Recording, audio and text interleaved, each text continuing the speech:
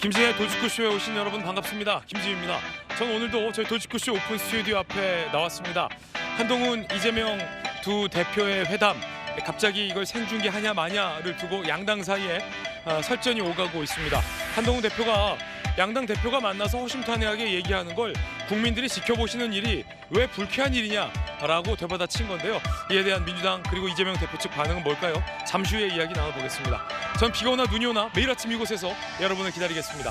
김지의 도지코쇼 지금 라이브로 시작합니다. 잠깐만요.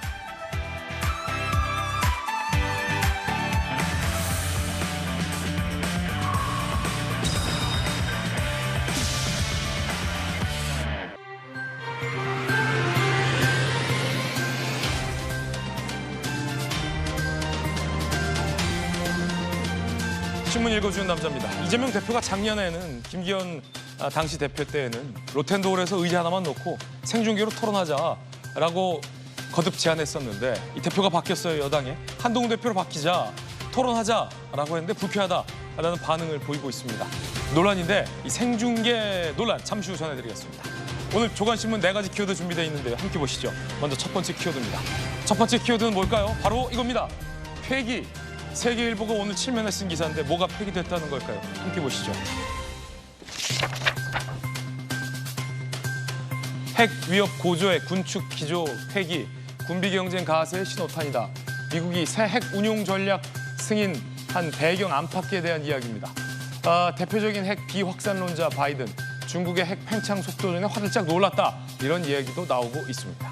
문제는 지금 러시아와 우크라이나 전쟁에서 우크라이나가 이 장거리 미사일을 계속 사용하겠다라고 서방 세계에 요구를 해오고 있다는 건데 이에 대해서 러시아 푸틴의 측근들이 그러면 우리는 핵 버튼을 누릴 수밖에 없다라는 위협을 노골적으로 하고 있다는 겁니다. 러시아 우크라이나 전쟁의 핵 버튼 이야기까지 나오면서 전쟁의 양상이 바뀌고 있다. 주시해야 될 것 같습니다.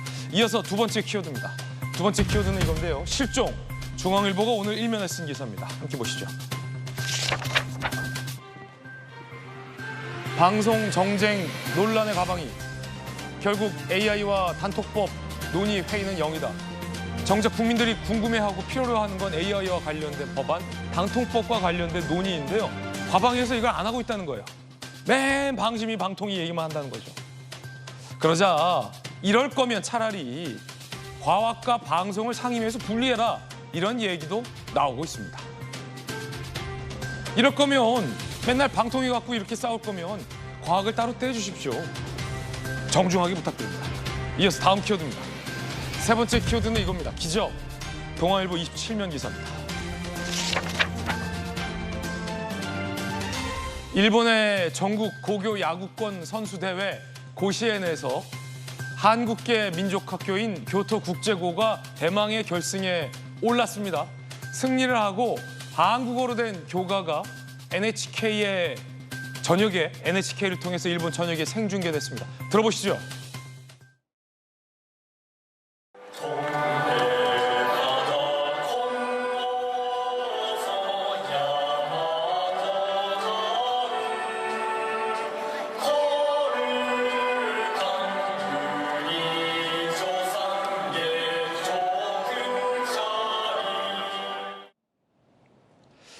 교토국제고의 이번 결승 진출은 역대 최고 성적입니다. 내친 김에 결승에 진출한 국제고가 우승까지 하기를 좀 바라보겠습니다. 이어서 다음 키워드입니다. 네 번째 키워드는 이겁니다. 변이. 조선일보 2면 기사입니다. 감염 속도 22% 빠른 변이. 2주만 다시 마스크. 치솟는 코로나 방역 가이드가 나왔는데 2주만 일단 마스크 쓰자라는 거예요. 치명률은 많이 떨어졌습니다. 대신 감염 속도가 22% 더 빨라졌다는 겁니다. 코로나가 더 빨라지고 더 넓어졌습니다. 코로나 지긋지긋합니다. 지금까지 신문 읽어주는 남자였습니다.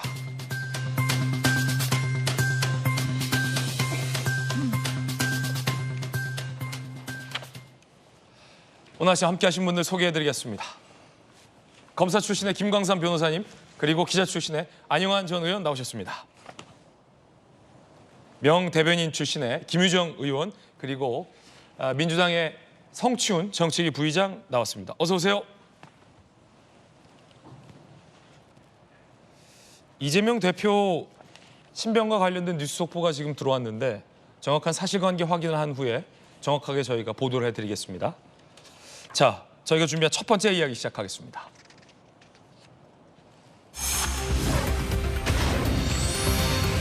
민주당 최고위에서 윤석열 대통령이 계엄령을 준비하고 있는 것 같다라는 이른바 음모론적인 공세가 나와서 많은 조간신문들의 비판이 있습니다.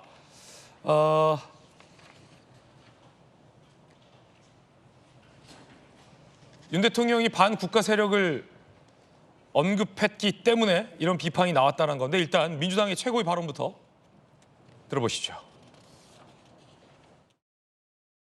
사회 곳곳에 반국가 세력이 암행하고 있다는 대통령의 발언은 루이 14세를 떠올리게 합니다. 역대 독재자들 또는 일본 제국주의자들의 통치 방식과 뭐가 다른지 묻지 않을 수 없습니다.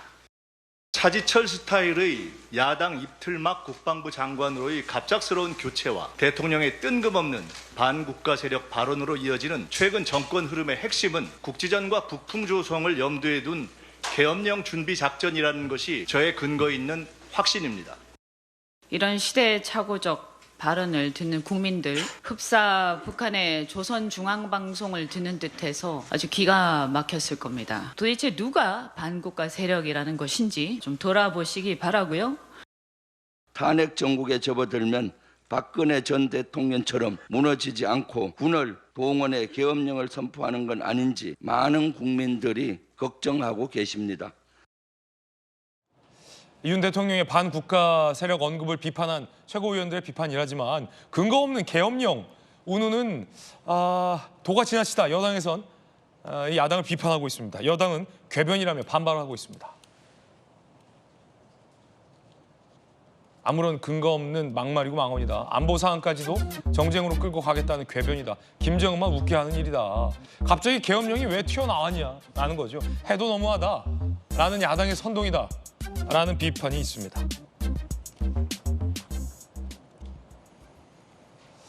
지금 들어온 소식인데요. 이재명 대표가 코로나에 확진이 된 것으로 확인이 됐습니다. 그래서 원래 오늘 문재인 전 대통령을 예방하기로 돼 있던 일정도 이 대표의 코로나 확진으로 취소가 됐다고 합니다. 그러면 생중계를 하냐 마냐 이번 주 일요일, 오늘 목요일이니까 금, 토, 일, 3일 뒤에 예정돼 있었던 한동훈 대표와의 당대표 회담도 미뤄질 가능성이 굉장히 높아 보입니다. 왜냐하면 코로나에 걸려서 토론을 했다가 한동훈 대표한테도 옮을 수 있는 그런 상황이기 때문에 이것은 취소가 되는 것이 자연스러운 소송 같은데 결국 양당 대표 간의 어렵게 잡은 회담도 이 대표의 코로나 확진으로 취소가 되는군요. 자, 물론 당연히 아직은 결정되지 않았습니다만 연기 내지 취소의 가능성이 상당히 높다라는 말씀 드리겠습니다. 잠시 후에 다시 한번 좀 얘기 나눠볼 텐데 이렇게 되면 안영환 의원님 당대표 비서실장도 하셨습니다만 당에서 이거 이 대표가 난 괜찮다라고 해도 일요일이면은 목금토 3일이죠. 네. 3일 뒤면 예정대로 당대표 회담은 못할 가능성이 크겠군요. 네, 어려울 것 같습니다. 네. 코로나가 확진 판정이 내리면 일단 자가격리를 해야 될 것 같고요. 자가격리를 하는데 지금 코로나가 굉장히 확산되고 있습니다. 얼마 전 통계를 보니까 한 4주 전에 비해서 코로나 입원자 수가 4배 이상 늘었다는 거 아니겠습니까? 그래서 코로나 지금 확진되고 있고 정부에서도 지금 마스크를 쓰기를 권장하고 있는 그런 상황인데 그런데 코로나를 걸렸음에도 불구하고 회담을 한다.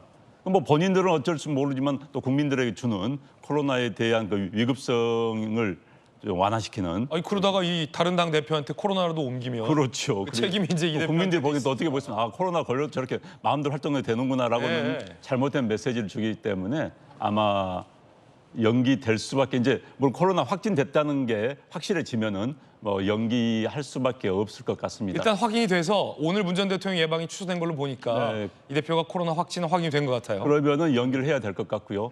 이왕 연기를 하면은 좀 차분한 가운데 이번 회담을 하기로 했으니까 날짜를 좀 미뤄서라도 그 기간 동안에 차분하게 준비를 하고 지금 상당히 이게 격앙돼 있어요.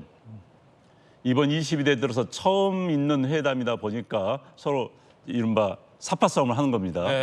그런데 지금 사파 싸움 할 때가 아니라 어떤 주제를 가지고 어떻게 합리적으로 효율적으로 회담을 할 것인가에 대한 논의가 있어야 되는 거거든요. 그런데 아직 뭐 비서실장 간의 회담도 실무 접촉도 없었다는 거 아니겠습니까? 그런 상황이라면은 예. 좀 더 시간을 가지고 이 김에 자가격리 기간 동안에 시간을 가지고 토론이 아니죠. 회담을 준비하는 게 나을 것 같습니다. 네, 김유정 의원님, 일단은 이 대표가 완쾌가 돼야겠고요. 그것이 중요할 것 같고 잘 완쾌하시길 바라겠고요.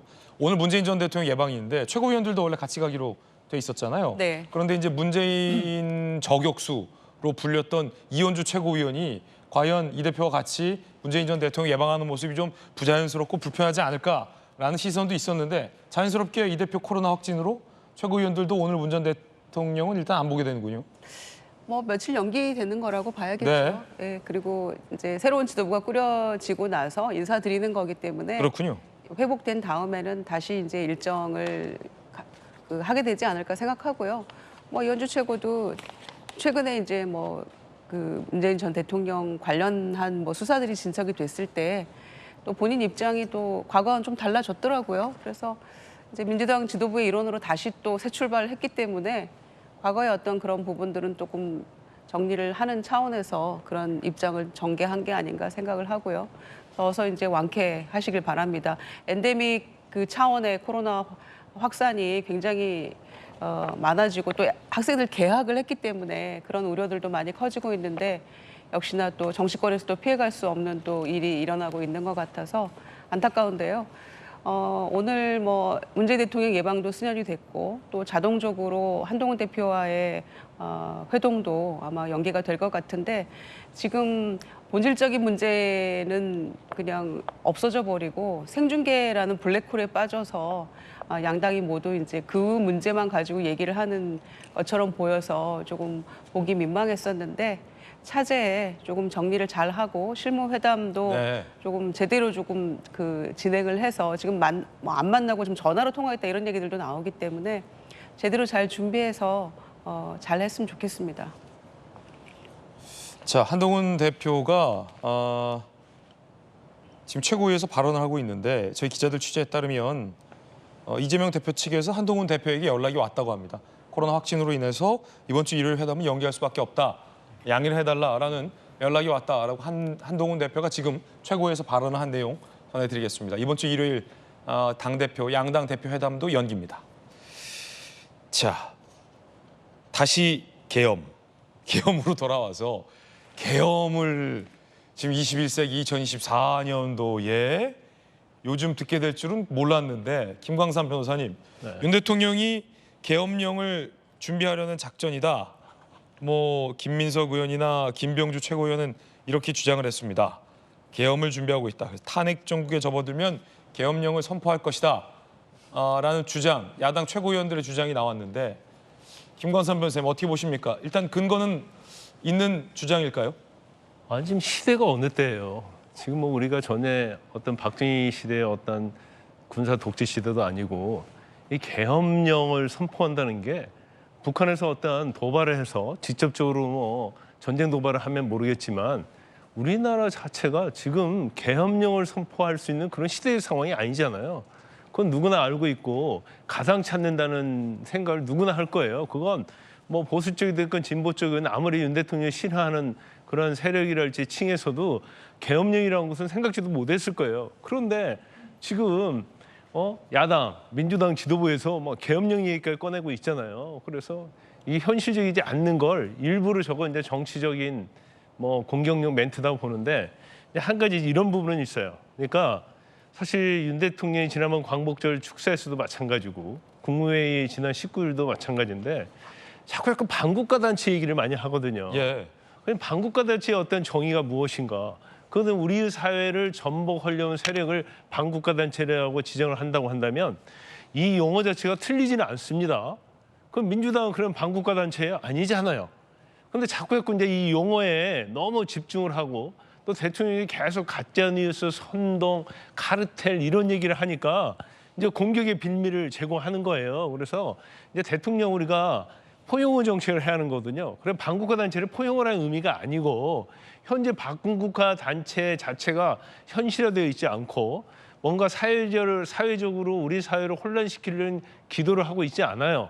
그럼에도 불구하고 계속적으로 반국가단체 얘기를 하고 카르텔 독재, 카르텔이랄지 선동, 가짜뉴스 얘기하다 보니까 대통령이 너무나 그런 용어에 꽂혀 있는 게 아니냐. 그래서 이 야당의 저런 공격이 너무나 과도해요. 선을 넘었다고는 보지만 저렇게 야당은 걸핏하면 단어 하나 가지고도 공격을 하잖아요. 그러면 그런 빌미를 주면 안 되는데 계속적으로 반국가단체 용어를 쓰므로 말미암아서 저는 야당에 터무니없는 공격할 수 있는 그런 명분을 주는 것 자체가 좀 약간 대통령 입장에서도 고려해야 한다 이렇게 봅니다. 예, 반국가 세력.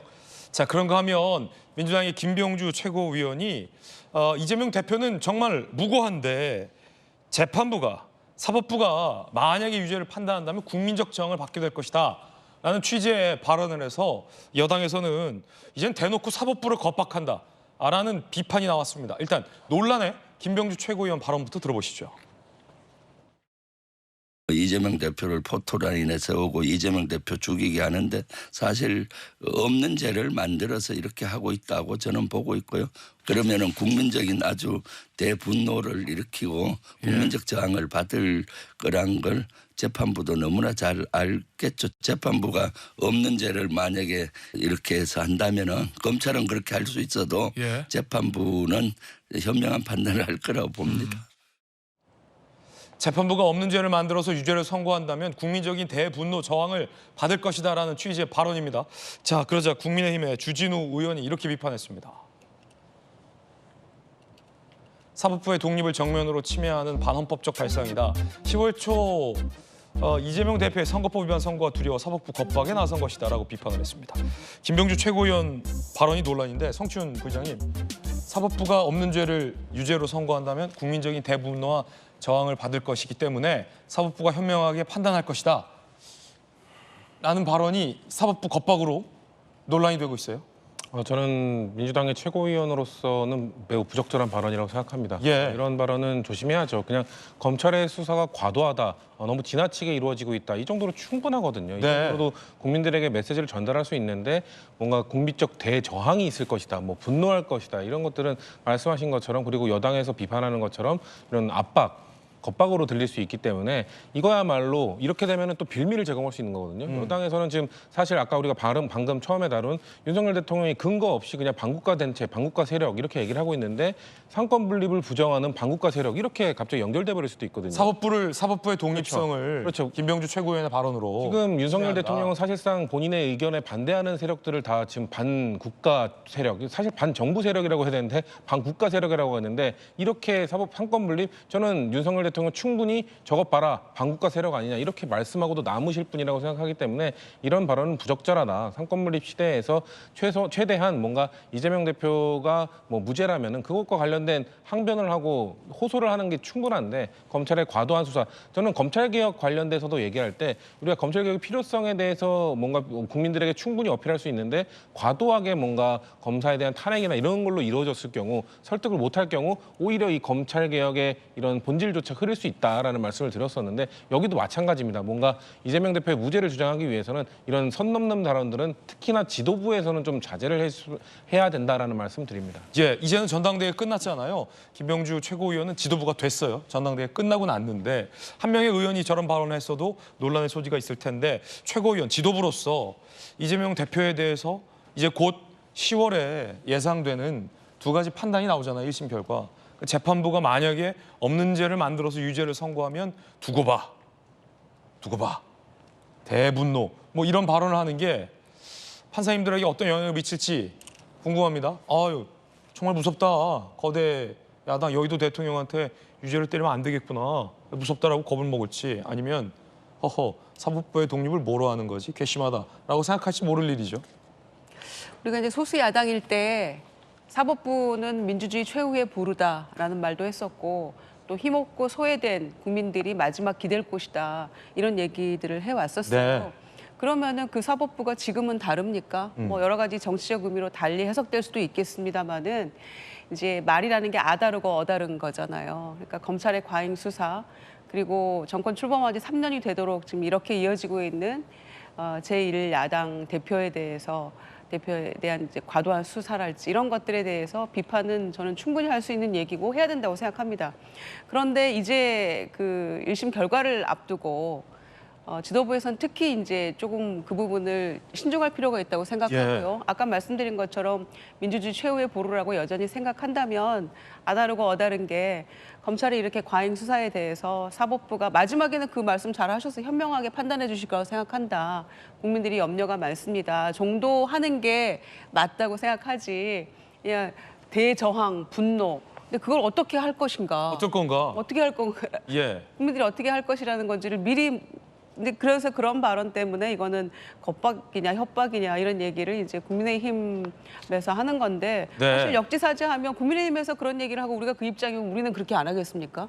더한 말도 할 거예요 아마. 네. 그러니까 특히 사법부에 대해서는 조금 더 신중한 그런 입장을 견지했으면 좋겠다라는 게 제 생각이고요. 아마 그 김병주 최고도 마지막에 한 사법부의 현명한 판단을 기대한다라는 게 본인의 그게 아마 핵심이었을 거라고 생각하는데 앞부분은 조금 과잉한 측면이 있다고 보고요. 여전히 조금 마뜩찮은 측면이 있더라도 사법부에 대해서 기대 이하의 어떤 결론이 나오더라도 우리는 그래도 민주주의 최후의 보루를 하는 과거 우리가 야당 때부터 견지해왔던 그 입장을 가지고 가는 게 맞지 않나 생각합니다. 예, 앞서 이제 민주당에서 윤석열 정부가 계엄령 선포를 준비하는 작전이 있다라고 했는데 김병주 최고위원 발언으로 여당 내부에서는 10월에 이재명 대표에서 만약에 유죄가 선고된다면 뭐 판사를 탄핵한다든지 사법부 판단에 불복하려는 오히려 작전을 준비하고 있는 거 아니냐 이런 비판의 목소리도 나오고 있는데 안영환 의원님 어떻게 보십니까? 참 하고 싶은 이야기를 마음대로 할 수 있는데 그렇다고 해서 정치인들은 책임 있는 이야기를 해야 되는 겁니다. 앞서 김민석 최고위원이 계엄령과 관련해서 근거 있는 확신이라는 이야기를 했는데 저는 근거 없는 확신이라는 이야기를 분명히 해주고 싶고요. 아니 이제 계엄령 이야기를 하면은 계엄령이 가능한 이야기입니까? 그럼 민주당이 뭐 법을 몰라서 그러는데 계엄령이 있다 하더라도 국회 과반수 의석이 국회 본회의를 열어서 과반수 의석이 반대하면 계엄령이 철폐가 되는 겁니다. 민주당 현재 190석 의석을 야권이 가지고 있어요. 그런데 계엄령이 있으면 즉시 철폐를 해버리면 되는 거예요. 국회에서 의결을 해가지고. 그럼에도 불구하고 계엄령을 할 수 있다? 사실 현재 김민석 의원도 대표적인 케이스입니다만 운동권 출신들 이른바 486, 386 운동권 세력들에게는 80년 전두환 정권 시절의 그 악몽 그게 있는 것 같아요. 그러다 보니까 그때 계엄령에 의해서 당했던 그런 시절을 생각하는데 지금 시대가 많이 바뀌었다는 이야기. 이 시대의 변화에 적응해야 된다는 이야기를 꼭 해주고 싶고요. 마찬가지로 지금 사법부에 대해서도 묘한 피의식이 있는 것 같습니다. 예. 사법부는 보수 쪽 편. 그건 아니고요. 사법부에 대한 판단에 대해서 가장 내로남불의 케이스가 많은 게 민주당입니다. 우리가 자기들한테 유리하게 판결이 나오면은 현명한 판단이었다. 이렇게 이야기를 하고 그렇지 않으면은 지난번에 이재명 대표에 대해서 무죄 판정이 나왔을 때 어땠습니까? 사법부가 국민의 뜻을 받들어서 현명하게 판단을 했다. 이번에 만약에 또 이재명 대표에게 나쁘게 판정이 나오면 뭘 할 것입니까? 그러니까 내로남불의 대표적인 케이스인 것 같고요. 그다음에 사법부는 자 우리 사회를 지탱하고 있는 중요한 기둥입니다. 입법부가 저렇게 흔들리더라도 사법부가 버텨주기 때문에 우리 사회가 흔들리지 않을 수가 있는 거거든요. 미국 정치라는 것은 이른바 워싱턴에서 여야가 민주당과 공화당 엄청나게 싸웁니다. 그러나 사법부가 버티기 때문에 미국이는 헌정 체제가 유지되고 있다고 평가를 하거든요. 마찬가지로 우리는 사법부는 존중해 줘야 되는 겁니다. 그런데 그 사법부를 흔든다? 이제 아마도 아까 앵커 말씀하신 것처럼 10월 이후에 이른바 이재명 대표에 대한 공직선거법 그다음에 유증 교사죄에 대한 판결이 1심에서 불리하게 나오면은 탄핵 얘기가 나올 겁니다. 그래서 판사들 탄핵하겠다. 그래서 2심 판사들에 대해서 겁박을 하는 과정이 분명히 나올 거라고 저는 생각을 합니다. 예. 이거야말로 사법부를 흔드는 거 아니겠습니까? 그래서 그러면 안 된다. 네, 그런 말이 안 되는 거고요. 민주당도 이제는 이성을 되찾기를 바랍니다. 이재명 대표가 아무리 정권 행사하고 있다고 예. 하더라도 이성을 되찾고 판단해 주기를 기대를 합니다. 실시간 뉴스 전해드리겠습니다. 한동훈 대표가 조금 전 앞서 설명해드렸던 것처럼 이 대표 측에서 연락이 왔다라고 밝혔습니다. 부득이 이번 주 일요일로 예정돼 있었던 양당 대표 회담이 연기된다라고 연락이 왔다라고 밝혔습니다. 코로나 확진 탓이죠. 그러면서 한 대표는 이재명 대표의 쾌유를 바란다라고 밝혔습니다. 들어보시죠. 조금 전에 이재명 대표님 측에서 저희에게 부득이하게도 이번 일요일로 저희가 약속했던 저와의 여야 대표 회담을 코로나 증상이 생기셨다는 말씀을 하시면서 부득이 연기할 수밖에 없다라는 말씀을 전해 오셨는데요. 이재명 대표님의 쾌유를 바랍니다. 시간이 더 생긴 만큼 더 충실하게 준비해서 민생을 위한 회담, 정치 복원을 위한 회담, 정쟁 중단을 선언하는 회담이 이루어지기를 기대합니다. 저희도 잘 준비하겠다는 말씀을 드립니다. 자, 이번 주 일요일에 양당 대표는 회담은 결국 이 생방송 실갱이도 아니고 의제에 대한 이견도 아니고 이 대표 코로나 때문에 연기가 됐군요. 뭐 다시 하면 되죠. 이 대표가 회차해서 양당 대표가 다시 회담을 잡으면 될 것 같은데 뭐 의제에 대한 이견 이런 것보다 생중계를 하냐 마냐를 두고 민주당에서 불쾌하다라는 반응이 나왔습니다. 그래서 실무회담이 한 차례 수년되기도 했었는데 한 대표가 입장을 밝혔습니다. 이게 국민들이 지켜보시는 게 불쾌할 일이냐라고 말이죠. 들어보시죠. 국민이 여야의 대표가 대화하는 것을 보는 게 불쾌할 일은 아닐 것 같고요. 저는 그렇게 생각합니다. 어차피 민주당도 새로운 민주당이라고 새로운 정치를 하겠다고 하지 않았습니까? 어떤 논의의 과정 그리고 어떻게 사안들을 보고 있는지에 대해서 국민들께서 보시는 게 저는 불쾌할 일도 아니고 오히려 좋은 일이다라고 생각합니다. 회담의 의제 제한은 없습니다.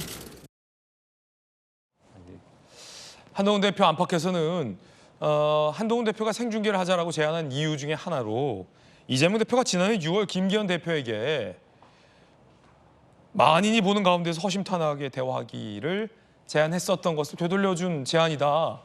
이 대표가 그때는 다 보는 데서 하자더니 지금은 왜 불쾌하다는 거냐라는 비판의 목소리도 나옵니다. 그때의 이 대표 이야기 들어보시죠.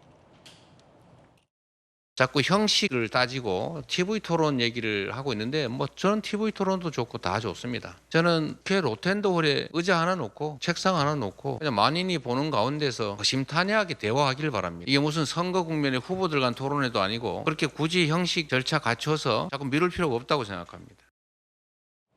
만인이 보는 로텐더홀에서라도 얘기를 하자라고 이 대표가 제안한 겁니다. 그러자 여당에서는 작년과 지금의 올해 이 대표는 다른 사람이냐라는 비판이 나왔습니다. 김기현 대표가 당시에 비공개로 하자. 그러자 이재명 대표가 비공개로 만나 노력하는 척하는 건 동의하기 어렵다. 만인이 보는 데서 하자. 그러자 곽규택 국민의힘 수석대변인 작년에 이재명과 올해 이재명은 다른 사람이냐. 마다할 명분 없다. 신지호 부총장, 전략기획 부총장. 김기현은 만만하고 한동훈은 부담스럽냐. 이러면 의문의 일패는 김기현 전 대표가 일패를 지는 게 아닌가라는 생각도 드는데 아니, 성춘 부의장님, 뭐 지금 뭐 국민들이 지켜보는 데서 공개로 하냐 마냐 적절하냐의 논란을 차치하고 이 대표가 그때는 비공개로 하지 말자라고 하더니 지금은 비공개로 하자라면서 이 대표 측근 중에 불쾌하다 뭐 이런 얘기도 나왔는데 작년과 지금이 왜 다른 겁니까? 이제 그걸 설명하기 위해서는 이제 재작년으로 시작해야 됩니다. 그러니까. 지금 작년과 올해 다른 것도 머리 아픈데 예. 재작년까지 가야 돼요? 2022년 8월에 이재명 대표가 당선된 이후에 직후부터 영수회담하자고 제안했습니다. 예. 계속해서 영수회담하고 제안했고 올해 총선에 대패한 이후에 겨우 이뤄졌는데 역대 대통령 중에 가장 늦게 영수회담을 한 대통령이었고 작년 그 발언인 그 김기현 대표와 공개 토론하자고 한 그것도 작년 6월 그때 만약에 영수회담을 했어도 역대 대통령 중 가장 늦게 영수회담을 한 대통령이었을 겁니다. 그때까지 이재명 대표는 계속해서 영수회담 좀 하자라고 제안을 했었는데 자꾸 여당에서는 무슨 대통령을 만나냐 여당 대표나 만나라 그러면서 김기현 대표가 대통령 만나지 말고 나 만나자 이러니까 사실상의 거절의 의미로 당신하고는 죄송한 말씀이지만 로텐더홀에서 두런두런 이런저런 얘기나 공개적으로 합시다. 그리고 나는 영수회담을 해야겠습니다라고 얘기를 했던 것이죠. 그리고 올해는 다르죠. 올해 4월에 총선을 대패하고 난 이후에 대통령을 만나봤는데 대통령이 태도가 안 바뀌었어요. 하나도 바뀌지 않고 비공개에서 얘기한 거에 거의 80% 이상을 혼자 그냥 평행선만 달리는 얘기를 했다고 하지 않습니까? 그럼에도 불구하고 이재명 대표가 이번에 연임에 성공한 다음에 다시 윤석열 대통령 만나자고 하면서도 한동훈 대표를 만나자고 한 것은 두가 다 하자고 하지 않았습니까? 그 이유는 한동훈 대표가 뭔가 당정 관계를 정상화하겠다. 김기현 대표의 체제와는 달리 나는 다른 목소리를 내겠다는 의지를 전당대회 내내 보여왔고 실제 그럴 수 있다는 생각이 있기 때문에 그렇다면 한동훈 대표를 만나보겠다라고 한 것이거든요. 근데 공개로 해버리면 또 토론이 돼버려요. 그럼 평행선을 달리고 지금 민주당과 국민의힘이 해야 되는 것은 윤석열 대통령이 자꾸 거부권, 제2호권을 행사하면서 꽉 막혀버린 전국을 어떻게 풀 것인가, 어떻게 각자의 지지자들이 좀 싫어할 수 있는 얘기도 하면서 그쪽으로 끌어가면서 협의안을 만들어낼 것인가를 해야 되는 것인데 그런 걸 공개적으로 한다? 솔직히 이재명 대표는 공개적으로 해도 됩니다. 네. 왜냐면은 한동훈 대표에 비해 당내 그 기본도 구축을 해놨고 뭔가 전통적 지지층이 싫어하는 얘기를 해도 당내에서는 보호를 해줄 겁니다. 예. 근데 한동훈 대표는 공개적으로 뭐 최상병 특검법이라든지 뭔가 기존의 보수 진영에서 하던 이야기와 다른 이야기를 했을 경우 친윤 세력들이 그거를 아마 저는 물고 뜯고 달려들 거라고 생각하거든요. 그렇기 때문에 공개로 했을 때 그러면은 민주당 입장에서는 한동훈 대표는 그러면 친윤 세력이 싫어할 만한 얘기 안 하려는 건가? 그럼 협의안을 안 하려는 건가? 그냥 토론만 하고 토론 스킬만 뽐내고 끝내라는 건가? 이런 생각을 할 수밖에 없는 거죠. 그런 차원에서 작년과 올해가 다른 것이고 민주당이 생각했을 때는 진짜 국민들을 위해서 서로의 유불리가 아니라 국민이 유리하게 하기 위해서는 비공개로 정말 협의할 거 협의해 보자라는 얘기를 하고 있는 거죠. 그러면 성춘 부의장 말씀에 따르면 작년에 김기현 대표와의 이제 공개 토론 제의는 이재명 대표가 안 하려는 마음을 사실상의 먹었는데도 거절임이라고 볼 수 있을 것 같아요. 공개로 하자라고 했다는 건데 자 그걸 그 사람 마음을 어떻게 구분할까요? 지금은 정말로 할 마음이 있는지 아니면 안 할 마음이 있으면서 이렇게 얘기하는지를 무슨 수로 분간을 하면 좋을까? 혹시 뭐 좀 이렇게 뉘앙스가 다르거나 진심인데 아니다고 얘기하거나 아닌데 진심이라고 얘기하는 걸 구분할 수 있는 방법이 있을까요? 이재명 대표에게 직접 물어보는 게 직접 물어보는 게 빠르다. 근데 이제 김기현 대표한테는 공개로 하자라고 하고 한동훈 대표는 공개로 안 한다라고 한 이유는 뭘까요? 김원삼 변호사님 생각에. 아무도 몰라요. 지금 속마음은. 거기 컴퓨터 CG에 나왔는데 만만하냐 만만하지 않느냐. 신지호 전략기획부총장. 네, 그래서 지금 굉장히 이재명 대표는 부담스러울 거예요. 한동훈 대표가? 네, 한동훈 대표 부담스럽죠. 한동훈 대표가 이제 검사 출신이잖아요. 근데 이제 팩트와 논리에 있어서는 누구보다도 뒤지지 않거든요. 이 대표도 변호사인데? 변호사인데 정치에 오래 있었던 변호사이기 때문에 사실 정치는 논리를 하는 게 아니거든요. 그렇기 때문에 그런 측면이 좀 있고 지금 뭐 제안을 이재명 대표였잖아요. 당대표회담 하자고. 그걸 한동훈 대표가 딱 받았잖아요. 근데 받았는데 이게 어떻게 보면 주도권을 제안을 한 사람이 주도권을 갖고 있다고 볼 수가 있는 거거든요. 그렇죠. 근데 여기에다가 TV 투로 하자 보니까 이거 대표 회담이 어떤 목적이 되는 게 아니고 언론도 TV 생중계 하냐 아니냐 이걸로 넘어간 거예요. 그러면 어떻게 보면 주도권이 이제 한동훈 대표한테 갔다고 볼 수가 있는데 그러면 여기서 또 주도권 싸움을 한다고 한다면 이재명 대표는 좋다. 그럼 로텐도홀에서 의자 2개 놓고 열린 회담을 하자. 그렇게 하는 게 맞죠. 예. 근데 그렇게 하기에는 좀 부담스러운 거예요. 본인 입장에서는. 아까 성친 부의장은 아니 그럼 김기현 전 대표는 만만한 겁니까? 이 대표가 생각하기에? 본인 생각할 때는 그러겠죠. 그러니까 아마 또 김기현 대표는 받지 않을 거라고 생각하고 그랬을 거예요. 네. 근데 이런 상황이 오니까 먼저 이 얘기한 게 뭐예요? 받겠다 받지 않겠다가 아니고 불쾌하다는 거 아니에요. 네. A에 어긋난다. 아니 실무대면서 하는 거 하고 아니면 TV 토론 하자고 TV 생중계 하자고 제의하는 게 뭐가 달라요? 영수회담하고 당대표 회담 하자고 본인이 제안을 했잖아요. 예. 그걸 받았잖아요. 100% 수용한 거 아닙니까? 근데 거기에다가 그럼 우리 생중계로 합시다. 이렇게 했는데 뭐가 다르냐 이런 거고. 아니 그러면 대표 회담에 있어서 이렇게 생중계 하는 거하고 하지 않는 걸 국민들은 뭐를 원할까요? 국민들은 하는 게 재밌죠. 생중계하는 게 당연히 국민들은 열린 회담하는 걸 원할 거예요. 예. 자, 이제 성추인 부의장도 얘기했고 민주당이랄지 일부 패널들 나와서 하는 얘기가 뭐냐면 그러면 속에 있는 말을 못하고 지지자들 위한 발언만 한다 이런 얘기를 해요. 예. 마찬가지죠. 비공개 회담해도 결과에 대해서 지지자들을 실망시키고 그런 얘기 안 하려고 하죠. 결과를 안 내려고 하죠. 그런데 그걸 가지고 마치 비공개 회담을 하는 게 맞다고 의견을 하는 것은 저는 동의할 수 없어요. 네. 그리고 이건 첫 영수회담이잖아요. 첫 영수회담이니까 한번 공개적으로 한번 했으면 좋겠어요. 여야 대표회담. 그렇죠. 그래서 금투세, 뭐 종부세, 상속세, 최상명 특검 그 어느 쪽의 주장이 논리적으로 일리가 있는 건지 네. 그걸 국민들이 생중계를 보고 판단할 수 있는 기회를 제공하는 것 자체가 사실은 이제까지 정치 행태에서 없던 뭐 새로운 시도다 저는 그렇게 봅니다. 그런가 하면 민주당에서는 한동훈 대표가 대선 주자로 뜨기 위해서 이 생중계 대담을 제안한 것이다 라는 주장이 나왔습니다. 김민석 최고위원입니다. 사실은 대표로서는 힘이 없잖아요, 지금. 그러니까 한동훈 대표 입장에서는 대표로서의 자산이 없고 대선 후보로서의 자산이 있기 때문에 TV 토론에 나가면 후보로서 조금 뜨잖아요. 그래서 이제 그럼 이재명 후보랑 비슷해지지 않을까 이런 기대를 한 거 아닌가 싶은데 지금 최혜병 특검법 논의를 이재명 대표하고 어떻게 하더라도 그냥 당신이 얘기한 대로 합시다라고 민주당이 다 받았을 경우에조차 내가 얘기했던 대로 하자는데 이거 어떻게 하죠 하고 가서 지금 오케이 받기가 어렵잖아요. 그렇지 않으면 저럴 수가 왜 저럴까? 그게 제가 궁금한데 그런 거 아닌가 저는 추측을 합니다. 민주당에서는 뭐 대선 주자를 뜨기 위해서다. 결국은 최혜병 특검 때문에 한동훈 대표가 하자는 대로 민주당이 받았을 경우 당내의 반발 여론을 한 대표가 설득하기 어렵기 때문에 이른바 어깃장 그런 표현을 쓰지는 않았지만 이른바 어깃장을 놓는 것 아니냐라는 의심도 하고 있는 것 같습니다. 안용환 의원님.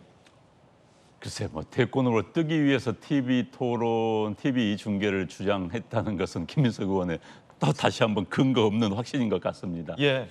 아마도 한동훈 대표 입장에서는 토론에 자신이 있기 때문에 한번 제대로 모든 걸 속된 말로 까놓고 이야기해보자 뭐 이런 취지가 아니었을까 싶어요. 그런데 저는 지금 상황에서 회담의 성격에 대한 규정이 있어야 된다고 생각합니다. 22대 들어서 첫 여야 대표 회담입니다. 그럼 저는 신뢰 형성이 가장 중요하다고 생각합니다. 뭐 그동안 뭐 행사장에서 만나서 악수 한번 한 것보다는 서로 간에 당신은 믿을 수 있는 파트너다라는 것을 확인하는 과정이 굉장히 중요하다고 봐요. 그렇다면은 이게 공개로 할 것인지 안 해야 될 것인가를 그걸로 판단해야 되는 겁니다. 정책에 대한 이야기를 한다면 공개도 상관이 없습니다.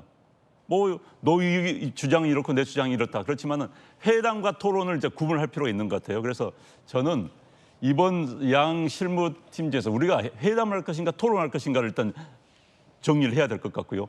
회담을 한다면은 앞에 모두에는 이야기할 수 있습니다. 자기 입장을. 그러나 구체적으로 들어간다면 회담이라는 것은 결국은 양보가 필요한 겁니다. 주고받기를 해야 되는 겁니다. 그리고 정책에 관해서도 이번에 무슨 뭐 전세 사기법 보호, 전세 피해 보호자 그런 것도 주고받는 거 아니겠습니까? 그럼 협상을 하는 거예요. 그런데 그 협상 과정이 중개를 하게 된다면 말을 제대로 하기 어렵습니다. 그게 현실입니다. 그리고 나서 만약에 합의가 안 된 부분들이 있다 하면은 그때는 오케이, 우리 토론 한번 해봅시다. 누구 주장이 옳은지에 대해서 국민들 앞에 놓고 한번 토론해 봅시다. TV 앞에서 토론해 봅시다. 라고 하는 게 순서가 맞지 않을 것 맞을 것 같습니다. 그래서 이걸 좀 논리적으로 이성적으로 구분해서 접근을 하는 게 타당하지 않을까 싶습니다. 네, 자 그런가 하면 다시 한번 정리해드리겠습니다. 이재명 대표가 코로나에 확진이 돼서 오늘 문 전 대통령을 예방하기로 한 일정은 일단은 연기가 됐습니다. 그리고 이번 주 일요일에 한동훈 대표와 이재명 대표와의 양자 대표 회담도 연기가 됐다라고 한동훈 대표가 조금 전에 밝혔습니다.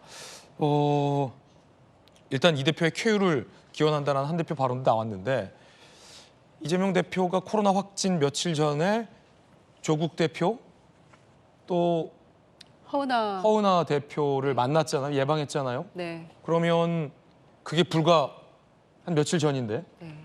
그렇죠. 이틀도 안 됐죠. 그러면 조국 대표도 어제죠. 코로나 검사 한번 해봐야 될 것 같은데요. 다 해봐야 될 것 같아요. 네, 국회의장도 예방했고 국회의장도 우원식 국회의장도 해보셔야 될 것 그리고 같고. 민주당 지금 최고위 회의 주제를 지금 한 두어 차례 이미 했거든요. 그렇군요. 예, 그래서 아마 지도부 또 당직자 관계자들도 다 한 번씩 검사를 해야 될 것 같아요. 야 이거 자칫 지금 국회의장 만나셨고 최고위 2번 여셨고 그다음에 군소정당 대표들도 다 만나셔서 국회 전반으로 코로나가 다 전파될 수도 있는 위기도 좀 있겠군요. 예, 그래서 좀 검사를 좀 철저하게 해야 될 것 같고요. 예. 그리고 지금 지도부 회의하고 또 각도 상임위로 흩어져 상미 활동도 했고. 그렇군요. 예, 그래서 어떻게 생각하면 조금 복잡해질 수 있는 문제인데 그래도 좀 빨리 예방 차원에서라도 검사하고 검사하셔야겠어요. 예, 조치를 취하는 네네. 게 맞을 것 같고요. 만약에 이제 그 영수회담 또 양당 대표 회담을 제안을 했을 때 한동훈 대표가 이제 일단 이렇게 신속하게 답이 없었다면 아마 예방을 했을 거예요. 네. 예, 회담은 뭐 차후 문제라고 치더라도 이제 국민의힘 대표, 여당 대표를 예방을 했을 텐데 이제 그랬으면 한동훈 대표도 또 검사해봐야 될 소위 각이었는데 한 대표는 안 만났죠. 이 예, 안 만났고 이제 회담으로 밀어놓은 네. 상태였는데 수년이 되는 그런 상황인 것 같은데요. 아무튼 뭐 토론이건 회담이건 일단 성과를 내는 게 가장 중요하다고 보기 때문에 어떤 식으로든 조금 의제건 형식이건 내용이건 협상을 하고 전세사기 특별법과 같은 그런 형태의 단 한 개라도 어떤 협상의 결과물로서 이끌어내는 그런 모습이 조만간 좀 보여지길 기대하겠습니다. 예. 자, 국민들이 관심 있어하는 민생 문제, 민생 의제에 양당 대표가 의지를 갖고 추진해 주시길 바랍니다. 이번엔 저희가 준비한 다음 순서입니다. 뜨거운 소식 3가지 엄선했습니다. 첫 번째 소식부터 만나보시죠. 신유빈 선수와 웃으며 셀카를 찍은 북한 탁구 국가대표 선수들, 은메달을 딴 은메달리스트들입니다. 그런데 한 보도에 따르면 북한의 이 남녀 혼합 복식 은메달리스트 선수들이 본국으로 귀환해서 평양에 도착해서 이른바 사상 검열, 사상 총알을 받고 있다. 더군다나 부정적인 보고서가 올라갔다, 상부에. 이런 보도가 나왔습니다. 어찌 된 일일까요? 북한올림픽위원회 대표단 선수단이 현재 사상 총알을 받고 있다. 보고서에는 리정식과 김금용에 대해서 북한 은메달리스트 탁구 선수들입니다. 제1적대국 한국 선수들이 바로 옆에 있는데 희죽희죽 웃었다. 라는 부정적인 보고서가 올라갔다라는 보도가 나왔습니다. 그리고 시상대에 내려와서 상대국 선수를 오랫동안 보면서 웃었다라는 이유도 이 부정적인 평가가 나온 이유 중에 하나로 전해지고 있습니다. 일각에선 처벌 가능성도 나옵니다. 자, 한국 선수를 비롯한 외국 선수들과 접촉 말라. 북한 상부에서는 이렇게 지시를 했는데 북한 소식통에 따르면 선수들은 스스로 강하게 잘못을 반성해야 정치적 처벌을 피할 수 있을 것이다라는 얘기도 나오고 있습니다. 처벌 얘기도 나온다는 겁니다. 자, 일단은 보도 내용인데 이건 뭐 살벌한데요. 보도에 따르면 사실 저도 이제 만나러 갑니다를 진행하면서 많은 탈북자들을 만나고 인터뷰합니다.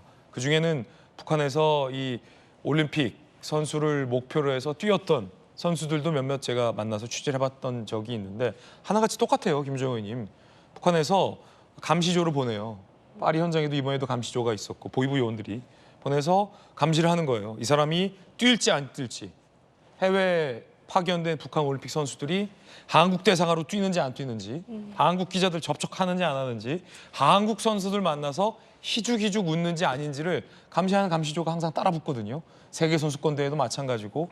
그런데 지금 은메달을 따고도 사상 총화에 이렇게 부정적인 희죽희죽 웃었다라는 부정적인 보고서까지 나올 정도면 저게 무슨 죄입니까? 어린 선수들이 지금 경기 내내 올림픽 내내 웃지도 못했던 선수들이 은메달 따고 셀카 다 찍는, 남들 다 찍는 셀카 신기해서 쳐다보고 그 옆에 신유빈이 있었던 것뿐인데 이게 뭐 사상 총화까지 받을 만한 일입니까, 김정은 의원님?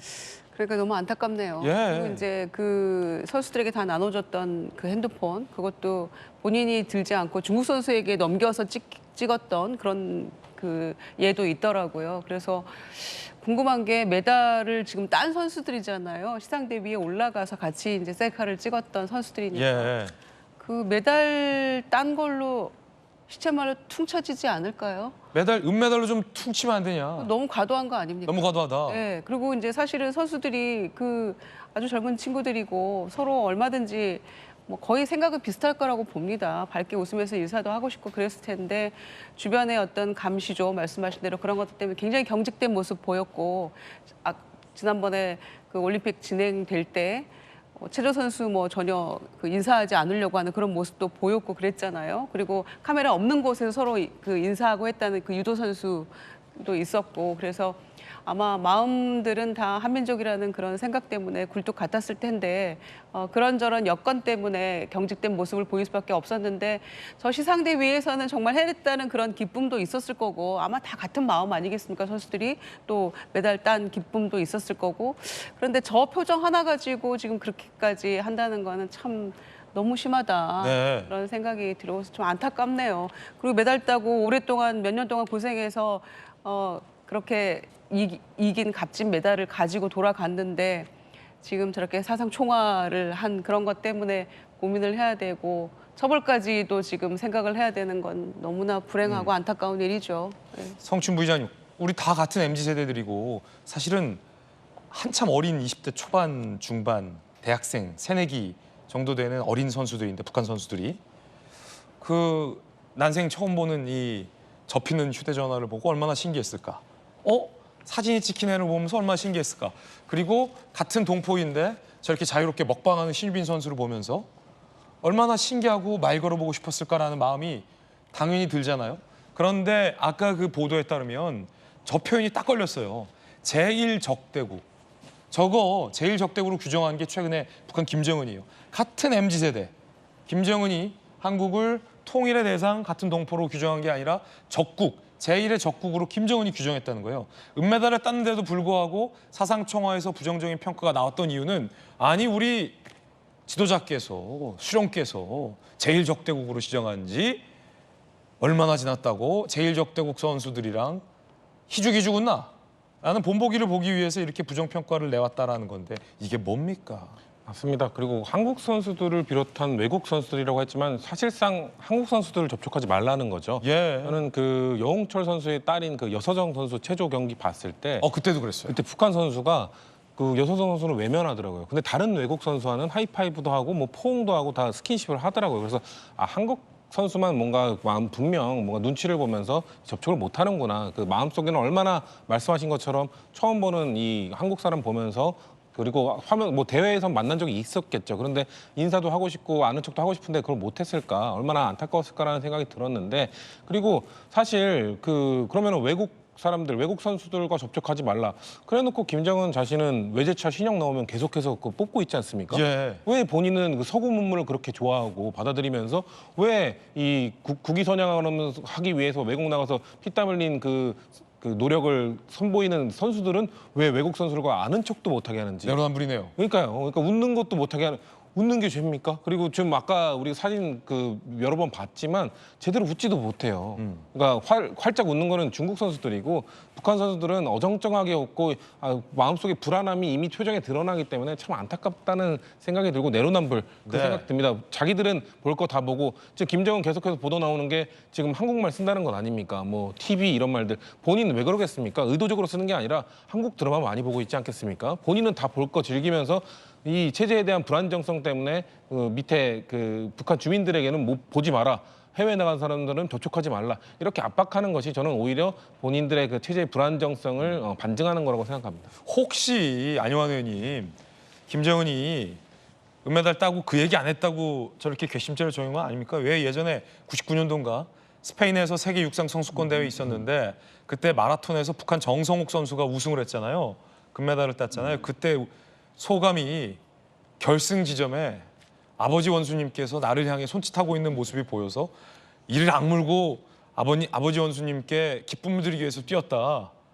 그런 류의 얘기 안 했다고 지금 저렇게 처벌하려는 겁니까? 그 이야기를 했더라면 정말 영웅이 됐겠죠. 예. 그런데 아마 마라톤하고 종목이 틀리기 때문에 이번에 북한이 금메달을 딴 종목이 없습니다. 이번에 은메달이에요. 그렇기 때문에 아마 마이크가 가지 않았을 겁니다. 아마 그런 문제 있었을 거고. 북한 선수들은 외국에서 경기를 하고 나면은 약 한 달여 사상총화를 판다고 그럽니다. 예. 그래서 중앙당, 체육성, 그다음에 소속 부서에서 쉽게 사상총화를 받는 이유는 뭐냐? 딱 하나 이겁니다.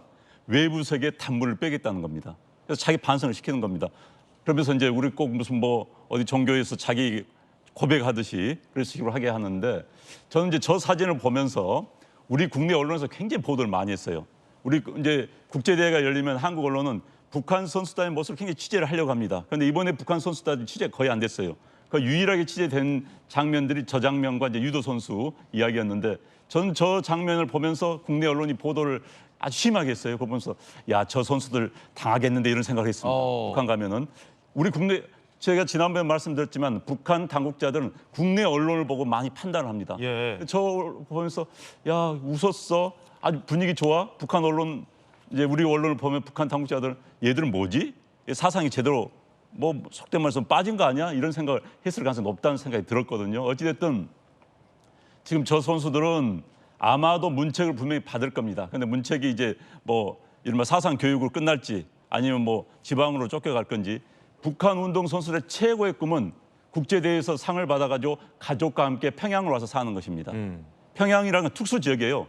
북한이라는 나라는 평양 시민 200만 명 유지하는 나라입니다. 그래서 지방의 엘리트들, 지방에서 운동 잘하는 선수들은 야, 내가 운동 열심히 해가지고 우리 부모님 모시고 평양에 사는 게 꿈이거든요. 그래서 이 선수들은 아마도 만약에 이른바 뭐 엄중한 경고가 내린다든지 또는 무슨 이제 질책을 한다고 한다면은 너 평양을 떠나라는 것도 큰 제재가 될 수도 있겠죠. 그런데 어찌됐든 참 안타깝습니다. 전 세계에서 이런 나라가 없지요. 어떻게 아니 우승했어. 탄상에 올라서 사진 찍을 때 웃지 않고 그러면 찡그려야 됩니까? 그 자리에서 그러면 김일성 수령을 외쳐야 되고 김정은 원수를 외쳐야 되는 겁니다. 야, 저 있을 수 없는 이야기가 우리 동포들 같은 민족에서 있다는 이야기가 저는 정말 믿기지 않을 뿐더러 정말 안타깝고 정말 슬픕니다.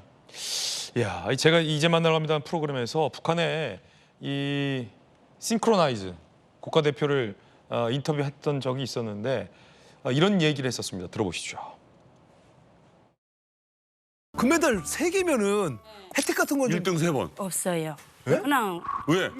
혜택이 없어요. 그냥 혜택이 있다면 너네 잘했네. 부상이나 이런 건 없어요? 상금까지는 없다 하더라도. 이제 상장이 있거든요. 상장은 그 이제 수령님과 장군님께 이제 이렇게 모범을 실천하는 모범 선수라는 이제 그런 내용이 들어가 있는 상장이에요. 아까 상장에서 장군님의 말씀을 실천한 모범 선수라고 써 있었다고 하잖아요. 네네네. 근데 그게 사실은 북한이 유소년 선수들을 양성할 때 세뇌 교육을 하는 문구예요. 너희들이 자라나서 세계 무대에서 1등을 하면 너희들 자체가 사회주의 체제를 전 세계에 선전할 수 있는 좋은 예가 된다. 그렇게 컸을 것 같아요. 받았죠. 안타깝습니다. 저 재능을 타고 같은 한반도 땅에 태어났는데 조금만 더 남쪽에서 태어났다면 전 세계적인 스타가 될 수도 있는 청년들인데 너무나도 안타깝고 불쌍합니다. 그런가 하면 김정은 체제에 들어서 엘리트 탈북이 더 급증하고 있다는 분석도 나왔습니다. 함께 보시죠. 이게 뭘 의미할까요? 김정일 때보다 김정은 때가 더 비관적이 됐다는 거죠. 북한 상황이. 김정일 집권했던 14년, 김정은 집권 13년 차 엘리트들이 54명 탈북을 했는데요. 김정은의 시대에 들어서 134명 엘리트들이 탈북을 했습니다. 무려 2.5배가 증가를 했습니다.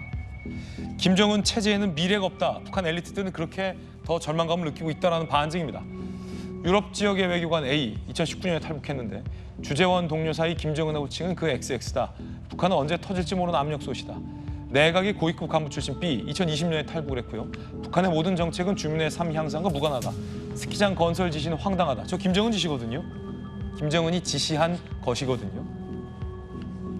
유럽 지역에서 근무했던 내각 성원 C, 2015년에 탈북했는데 공개 처형을 여러 번 목격했다. 김정은 체제에는 미래가 없다. 정찰 총국 출신의 D, 2014년에 탈북한 인민을 위해 벽돌 한 장 쌓은 적 없는 김씨 남매 구심되지 말고 자유의 품으로 오라라고 북한 김정은 체제를 탈출한 엘리트들이 인터뷰를 한 대목도 오늘 보도가 되고 있습니다. 자, 안타깝습니다. 자유의 땅으로 넘어오는 북한 엘리트들과 북한 주민들이 앞으로 더 많아질 것 같은 예감도 듭니다. 뜨거운 소식 함께하고 있습니다. 이번에 두 번째 소식 만나보시죠.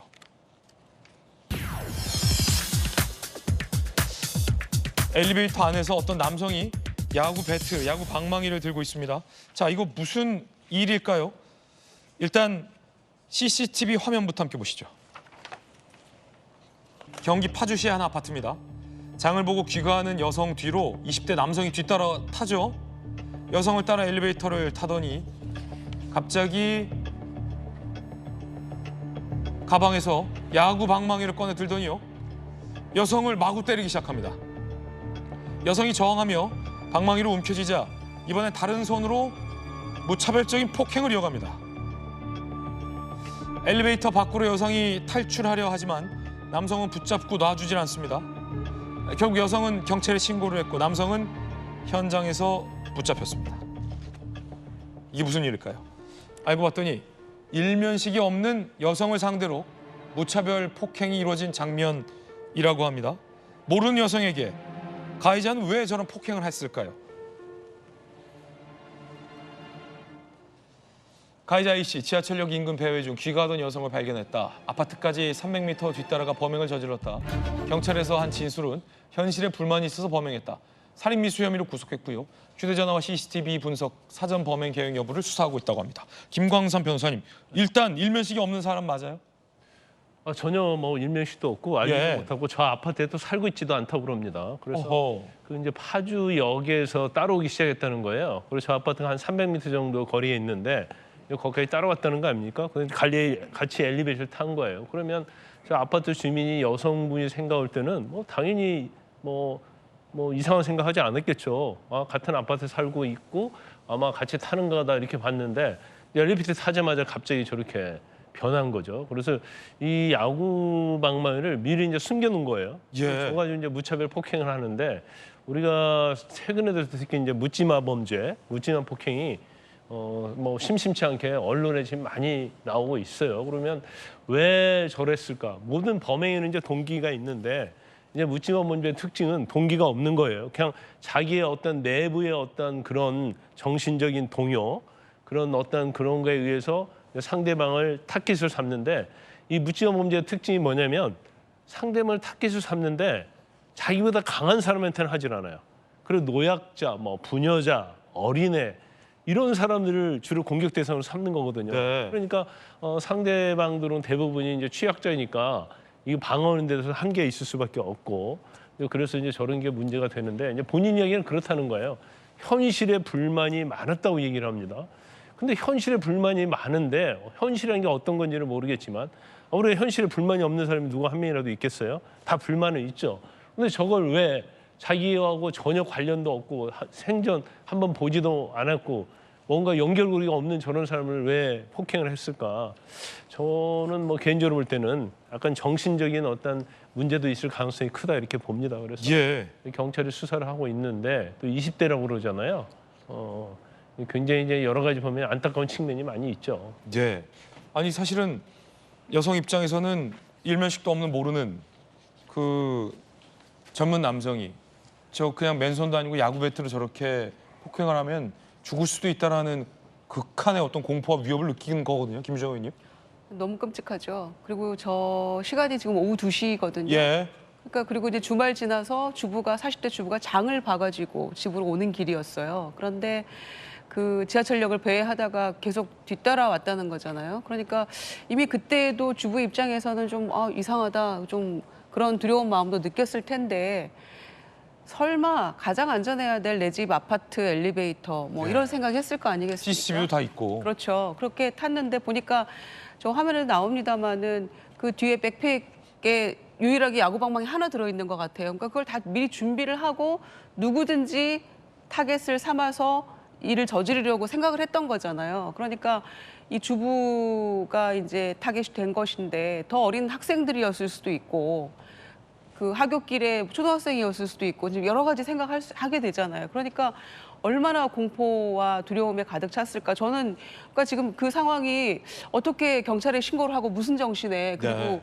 이렇게 붙잡히고 현행범으로 했을까. 그 순간도 굉장히 끔찍하게 느껴지거든요. 그러니까 아파트 층수를 누르고 문이 열리고 이제 나가면서도 붙들고 그 여성을 붙들고 계속해서 폭행을 하고 했잖아요.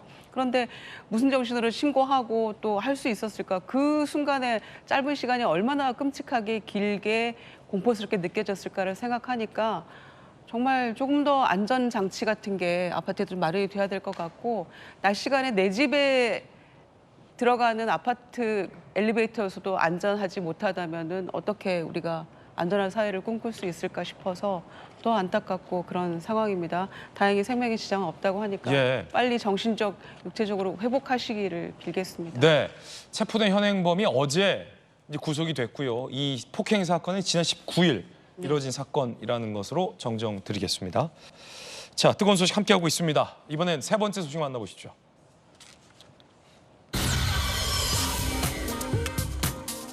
자, 기저귀만 찬 어린 아이와 걱정스러운 눈으로 지켜보고 있는 경찰관들의 사진이 나왔는데요. 이거 어떤 사건일까요? 영상부터 보시죠.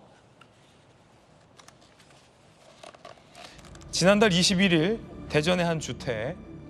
그런데 기저귀만 찬 채 울고 있는 아이가 있다고 경찰이 신고받고 출동을 했습니다. 주위의 모든 세대를 방문했지만 아이의 부모님을 찾지 못한 상황이에요. 우선 경찰은 아이를 지구대로 옮겨서 이렇게 근무복으로 아이의 몸을 따뜻하게 해줍니다. 아이의 지문이 등록되지 않은 탓에 경찰은 현장으로 다시 찾아갔어요. 경찰은 현장에서 택배 상자를 통해서 택배 상자에 적혀있는 아이의 엄마와 연락을 할 수 있게 됐습니다. 아이의 엄마는 감기 증세로 병원에 가기 위해 아이를 재운 뒤에 외출했다고 경찰에 알린 상황입니다.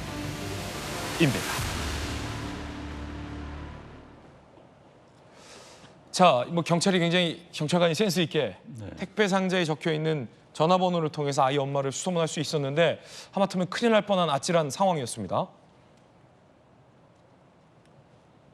울면서 집을 지목했는데 문이 잠긴 상태였고 경찰서에서 지문 조회를 했는데 지문 등록이 안 돼 있었다.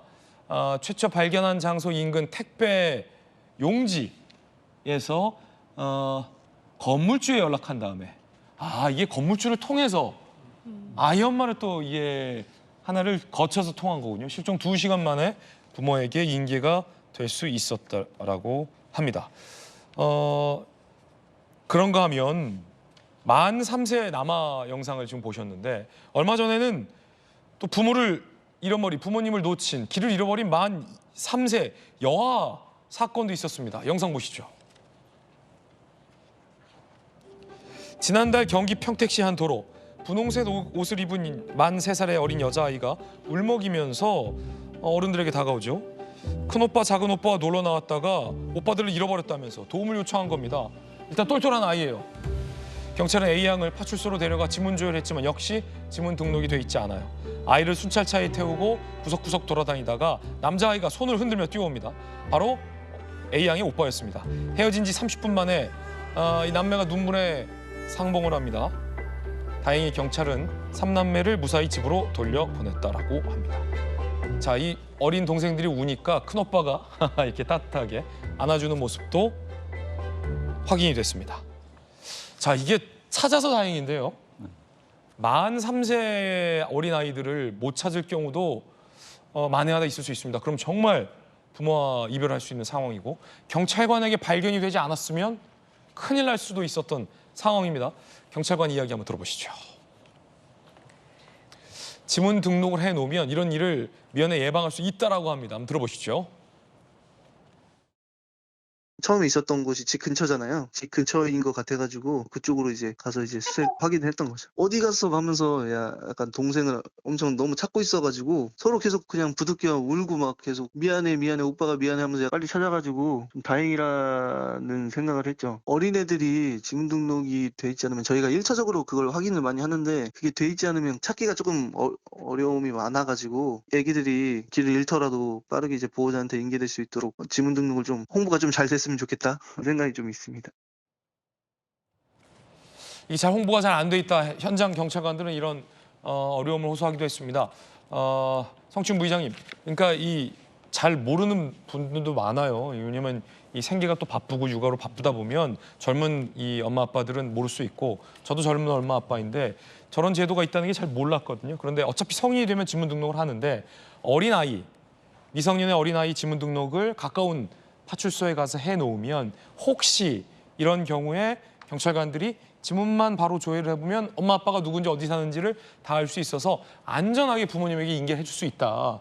그럼 부모를 찾을 수 있는 시간이 훨씬 단축된다. 뭐 이런 거예요? 맞습니다. 보통 실종 아동을 찾는데 56시간이 걸린다고 합니다. 네. 이 사전 지문 등록제가 활용돼서 등록이 돼 있을 경우는 1시간 만에 찾을 수 있다고 하거든요. 근데 사실 저도 몰랐거든요. 저는 뭐 미혼이라서 애를 안 키워서 그럴 수도 있겠지만 이것이 제도가 사전 등록제가 12년 전에 도입됐는데 8세 미만의 등록률이 아직도 12%에 불과하다고 해요. 이게 아마도 국회에서 제도적으로 그 의무가 아닌 자율에 맡겨 맡겨놨기 때문인 건데 아마도 의무 도입에 대해서 아마 필요성이나 이런 것들은 제기가 됐을 텐데 뭐 개인정보라든지 이런 부모들의 거부라든지 이런 게 있을 수 있기 때문에 아마 자율에 맡겨놓은 것인데 앵커께서 말씀하신 대로 가까운 파출소에 가면은 누구든지 등록할 수 있기 때문에 자녀를 가진 부모들은 이런 이 기사들이나 이런 것들 보면서 사전 지문 등록제라는 게 있구나라는 걸 깨달으시고 근처로 가셔서 등록을 하는 것도 저는 누구에게나 이런 일이 일어날 수 있는 겁니다. 뭐 위험한 뭐 범죄나 이런 차원에서 일어난 게 아니라 아이들끼리 놀다가도 이렇게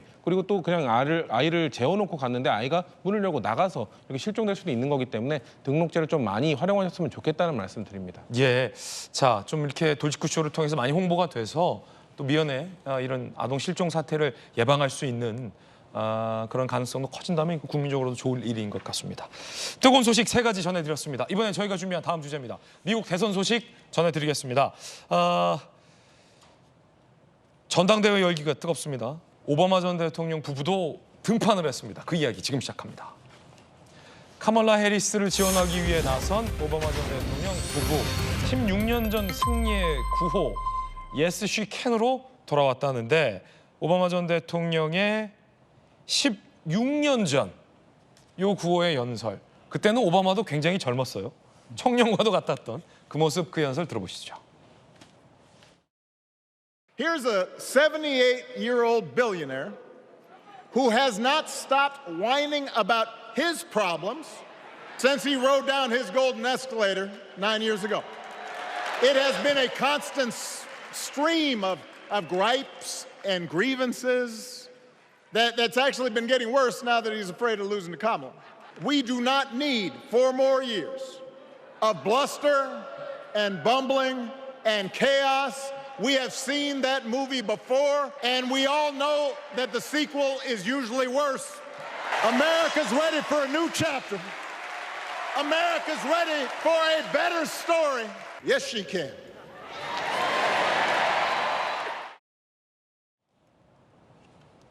(16년) 전에는 Yes, we can을 했었어요. 그런데 어제 Yes, she can이라고 오바마 전 대통령이 카멀라 해리스를 응원했습니다. 16년 전에는 오바마가 많이 젊었고 흰머리도 없었는데 어제 보니까 지금 보신 것처럼 흰머리도 많아졌고 확실히 이제는 원로의 모습이 나옵니다. Yes, we can. 본인이 2008년 대선 당시에 승리의 어떤 문구를 카멀라 해리스에게 전수해 준 거거든요. 이건 되돌려 준 거거든요. Yes, she can으로. 많은 미국 국민들은 저 말을 굉장히 오바마가 당선될 때만 하더라도 안효한 의원님 미국뿐 아니라 뭐 전 세계의 돌풍이었어요. 미국 최초의 어떤 흑인 대통령이라는 것 그리고 오바마의 정치 이력이 굉장히 주목받으면서 오바마가 했었던 말 한마디 한마디가 다 미국 사회에서도 뇌리에 박혔던 효과가 있었는데 그때가 Yes, we can이었다는 거예요.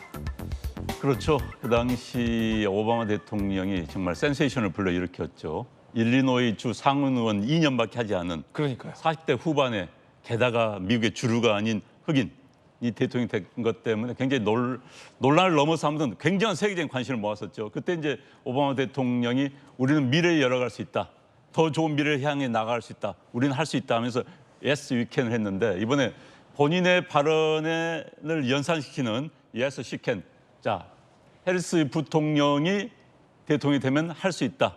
더 좋은 희망의 참 미래를 만들어 나갈 수 있다. 그런 이야기를 해서 이제 관심을 끌었고요. 지금 이제 화면에 나옵니다만 오바마 부부는 아직도 미국 내에서 인기가 굉장히 높습니다. 특히 이제 미셸 오바마 부인 같은 경우는 뭐 여론조사라면은 오히려 지금 해리스 대통령 후보보다 더 큰 격차로 트럼프 후보를 이길 수 있다는 거 아니겠습니까?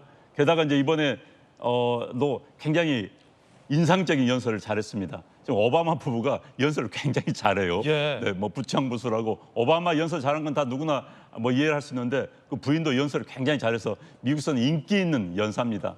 미국의 대통령 후보 전당대회는 지금 이제 미국의 민주당 전당대회인데 후보가 확정이 됩니다. 그러면은 스타 연사들, 민주당과 관련된 스타 연사들 내보내가지고 분위기를 업시키는데 가장 첫째 날 스타는 역시 오바마 부부였습니다. 그리고 이제 오바마 부부가 특히 오바마 전 대통령이 Yes, she can이란 말로서 다시 한번 민주당 지지자들의 그 가슴에 불을 질렀던 것이죠. 예, 미셸 오바마의 연설도 한번 들어보시죠. America Hope is making a comeback. We don't expect there to be an escalator waiting to take us to the top. Do something. If we start feeling tired, if we start feeling that dread creeping back in, we got to pick ourselves up, throw water on our face, and what? Who's going to tell him that the job he's currently seeking might just be one of those black jobs? 굉장히 유머러스한 얘기도 덧붙였습니다. Do something, 뭐라도 해야 된다라는 얘기를 했습니다. 그런가 하면 트럼프 후보의 대변인이 트럼프에게 등을 돌려서 지금은 해리스를 응원하는 일도 미국에서 지금 일어나고 있습니다. 우리나라로 비유하면 상대당 후보의 대통령의 대변인이었던 분이 다른 당으로 건너와서 대선 후보를 지지하는 그런 충격적인 일입니다. 들어보시죠. I wasn't just a Trump supporter. I was a true believer. I was one of his closest advisors. The Trump family became my family. I saw him when the cameras were off. He has no empathy, no morals, and no fidelity to the truth. I love my country more than my party. She respects the American people, and she has my vote. 자, 백악관 대변인이었습니다. 그리시엄 대변인. 트럼프는 도덕성, 진실성이 없는 사람이라 국민을 위한 해리스를 지켰다. 트럼프 정부 당시 백악관 대변인이었고요. 트럼프 부인 멜라니아의 비서실장 역할을 했었던 분이기도 합니다. 트럼프는 자신의 지지자를 깎아내리며 지하실 거주자들이야 조롱한다. 중환자실에서 사람 죽어가는데 카메라가 자신에게 초점 맞추지 않는다고 화를 냈다라고도 폭로했습니다. 이게 굉장한 일인데 김유정 의원님 청와대에서 근무도 해보셨지만 네. 그냥 청와대에서 근무했던 것도 굉장한 그 한 배를 탄 건데 대통령의 대변인이에요. 그리고 영부인의 비서실장이에요. 대통령의 대변인을 지냈던 분들이 저희 돌직구쇼에 많이 나왔잖아요. 뭐 박수현 대변인도 있고 민주당에 국민의힘에 뭐 박정아 대변인도 있고 영부인 비서실장은 뭐 전재수 의원도 있고 이런 분들이 측근 중에 측근, 트럼프 부부의 측근 중에 측근이 이제는 아예 당도 건너뛰어서 다른 당에 와서 캐멀라 해리스를 지지한다? 예. 굉장히 미국에서도 이례적인 일인데 이거 어떻게 보십니까? 참모 중에 참모인데요. 사나흘 계속되는 후보 선출 전당대회에서 네. 가가지고 지지 연설을 한다는 거는 뭐 굉장한 일이죠. 오죽했으면 그랬을까 싶은 생각이 들어요. 오죽했으면 그랬을까? 오죽했으면. 그러니까 트럼프의 모든 것을 알고 있는 거잖아요. 특히 멜라니아 여사의 비서실장도 했다고 하니까 그 부부의 모든 것을 알고 있는데 도저히 안 되겠다. 이 나라를 위해서 결심을 해야 되겠다. 당보다는 나라가 더 우선이다. 그렇죠. 그러니까 당보다는 나라가 우선이라는 얘기를 했던 것이고. 뭐 당을 옮긴 사례는 맞잖아요. 이현주 최고위원도 당을 옮기기도 했었고 했으니까. 많은 사람들이 뭐 왔다 갔다 많이 네. 했었죠. 그러니까 우리도 뭐 여러 가지 케이스가 있죠. 우리나라에도. 그런데 바로 직전 이제 백악관 대변인이 이례적이죠. 예. 바로 민주당 그 후보를 지지하는 저런 연설을 한다는 거는 굉장한 일이고 말씀드린 대로 오죽했으면 그랬을까. 그러니까 트럼프만은 도저히 안 되겠다. 이런 마음속에 판단을 내렸던 것이고 그래서 아마 저런 그 분들의 연설이 굉장히 공화당 지지자들도 좀 흔들리게 할 거예요. 100% 트럼프를 지지하지는 않을 테니까 나라를 걱정하는 분들은 또 마음을 돌리게 할 수 있는 요인도 될 수 있겠죠. 아마 그래서 저런 그 연설들이 거의 콘서트장을 방불케 했다라는 얘기가 나올 정도니까 분위기가 어느 정도인지 알 수 있을 것 같고요. 특히 시카고 출신 미셸 오바마 여사의 뭐 그런 연설은 뭐 얼마나 환호했을까 싶으니까 80일 남은 대선의 결과가 더 궁금해집니다. 네. 자, 그런가 하면 오바마 전 대통령을 비판해 왔던 트럼프 후보가 돌연 오바마 전 대통령을 좋아하고 존경한다라고 뜬금없는 고백을 했다라는 언론 보도와 평가가 나오고 있습니다. 그 인터뷰, 논란의 인터뷰 영상 들어보시죠. I like him. I think he's a nice gentleman, but he was very, very weak on trade. If you take a look at what happened to our country trade-wise, it was a disaster. Take a look at Japan, take a look at China, take a look at what happened with some of these countries, what they did. But I happen to like him. I respect him and I respect his wife. 갑자기 왜 오바마 전 대통령 그것도 부인까지 부부를 칭찬하는 걸까? 지난 2008년에 트럼프 후보가 뭐라고 비판을 했냐면요. 이 비판의 정도가 어떤 기준을 벗어나는 비판이에요. 미국 태생 아니다. 그 대선 출마가 불가능하다. 음모론을 제기했는데 야 저런 음모론을 하려면 저 정도는 돼야 돼요. 미국인한테 당신은 미국 사람 아니다. 미국 태생 아니다라는 거예요. 그러자 당시 오바마 대통령이 출생 증명서를 공개하면서 단박에 반박이 됐습니다. 그랬던 트럼프가 들으셨듯이 오바마를 좋아한다. 멋진 신사다. 그의 부인도 존경한다. 라고 갑자기 이례적인 칭찬을 하는 겁니다. 송춘 부의장님 왜 갑자기 이렇게 기조를 바꿨을까요? 그러게요. 2008년에도 그랬고 계속해서 그랬거든요. 지난 대선 2020년 대선을 보면 그때 어떤 기사가 있냐면 그 트럼프 전 대통령이 그 예전 트위터, 그러니까 지금 X 그걸 되게 많이 활용하는데 하루에 오바마 욕만 13번을 올린 적이 있어요. 그런 게 기사가 난 적도 있어요. 아 그래요? 하루 종일 그냥 오바마 대통령 욕하는 트위트만 계속 올려가지고 한 시간에 하나씩 올린다 하더라도 13시간인데 깨어있는 시간 동안 하면 그 정도 되죠. 그 정도로 그렇게 비판했던 사람이 갑자기 존경한다. 예. 부인도 훌륭한 사람이다. 그러니까 지금 미국 대선판 한다고 사실 트럼프 전 대통령이 그 피격을 당한 이후에 급속도로 올라간 다음에 그때는 자신감이 있으니까 하고 싶은 얘기 다 하고 뭐 비판 뭐 거침없이 독서를 했거든요. 근데 지금 트럼프 대통령이 트럼프 후보의 입에서 저런 얘기가 나온다는 것 자체가 지금 판도가 바뀌었구나. 지금 미국이 민주당이 전당대회를 통해서 확실히 컨벤션 효과를 똑똑하게 누리고 있고 그게 트럼프를 지금 역전할 정도로 되었구나. 근데 그렇다고 해서 트럼프 전 대통령이 트럼프 후보가 갑자기 저렇게 입장을 취한다고 해서 뭐가 이득이지는 잘 모르겠어요. 뭔가 갑자기 오바마 대통령이 뭔가 그 공화당 뭐 민주당 중도층에 뭐 두루두루 인기가 있는 사람이라서 어필하기 위함이다. 저런 발언 정도로 트럼프를 과거 발언을 잊고 지지해줄 사람은 없을 거라고 보여지는데 갑자기 저 발언을 한 거는 왜 의도는 알 수 없으나 어쨌거나 지금 상황이 좋지 않다. 이런 거를 증명하는 거로 봅니다. 예, 지금도 사실은 이 전당대회가 시작되고 있습니다. 열기가 굉장히 뜨겁습니다. 오늘은 어제 오바마 전 대통령 부부에 이어서 오늘은 이 빌 클린턴 전 대통령도 지지 연설이 예고돼 있습니다. 제프리스 민주당 하원 원내대표가 이제 지원 연설하고 있는 장면 실시간으로 저희 보도해드리고 있는데요. 빌 클린턴 전 대통령 지지 연설도 오늘 예고가 돼 있습니다. 뭐 동원할 수 있는 모든 별들의 전쟁처럼 스타들이 정치 스타들이 지금 다 동원이 될 것으로 보입니다. Donald Trump is like an old boyfriend. 자, 전당대회 소식까지 전해드렸습니다. 이번엔 저희가 준비한 다음 이슈 소개해드리겠습니다. 주제부터 공개하겠습니다.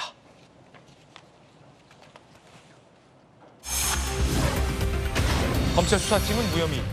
이원석 검찰총장 수사심의위에 넘기냐 여부가 남은 것 같습니다.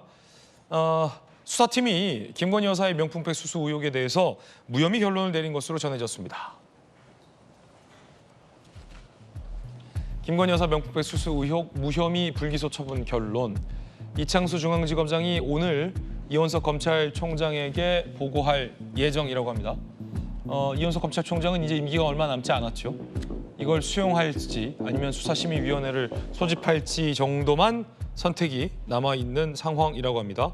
오늘 이원석 검찰총장 출근길에 기자들의 질문에 드릴 말씀이 없다라고 답변을 이원석 검찰총장은 하지 않은 바도 있습니다. 수사팀이 무혐의로 판단한 이유에 대해서도 이렇게 전해지고 있습니다. 법적으로 청탁금지법에 적용될 사안이 없다라는 겁니다. 이건 입법의 문제라는 거죠. 입법 미비의 문제라는 거죠.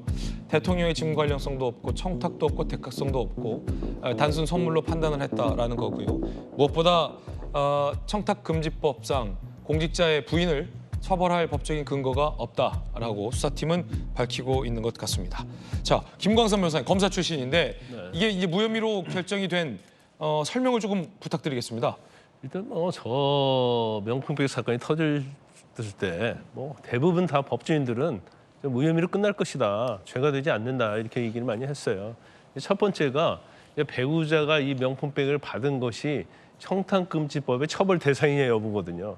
근데 배우자에 대해서는 청탁금지법에 처벌하는 조항이 없습니다. 네. 이제 첫 번째는 처벌할 수 없고요. 두 번째가 이제 직무와 관련성인데 직무 관련성이 있다고 한다면 이제 대통령이 소속 기관장한테 신고를 한다랄지 신고 의무가 있는 거거든요. 그런데 지금 두 가지예요. 직무 관련성에 관해서는 이제 첫 번째가 그 미국의 우리나라 출신 이제 하원 의원이었던 사람을 국립묘지에 안장해달라 사망하면 그랬는데 이제 그거에 대해서는 김건희 여사한테 전달이 안 됐다는 거예요.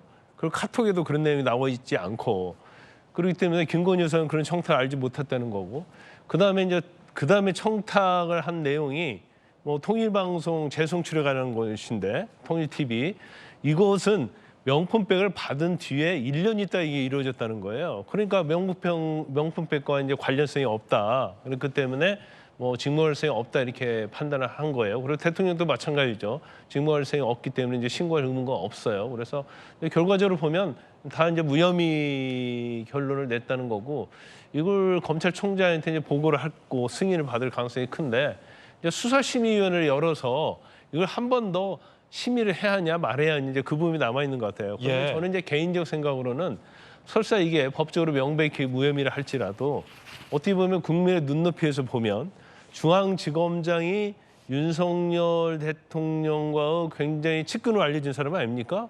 그러니까 아무리 법적으로 원칙에 의해서 결론을 내렸다 하더라도 여기에서 이의제기하는 사람이 많이 있을 수 있어요.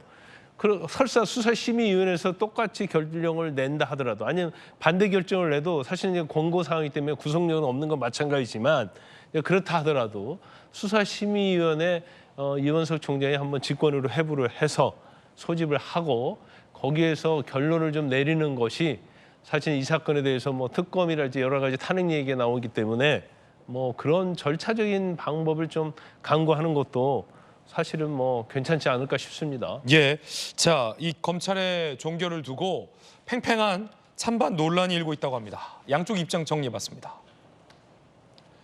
무혐의가 맞다 입장, 청탁금지법상 배우자 처벌 조항이 없다. 무혐의 아니다 입장, 그럼 공직자 배우자는 고가 선물 받아도 다 문제없냐. 직무 관련성 대가가 인정 안 된다라는 입장이 있고 대통령이 직무 관련성을 폭넓게 봐야 한다는 반론도 있습니다. 대통령은 신고 의무 없다. 뇌물죄 알선수재죄 적용이 가능하다라는 찬반 양론도 있습니다. 김주호 의원님. 이제 이 정권이 슬로건으로 내걸었던 공정, 상식 이런 얘기 더 이상 하면 안 됩니다. 이게 검찰 수사가 애초에 그 출장 수사, 황제 수사 이런 얘기 나왔을 때부터 이미 예견된 결과였다고 생각하고요.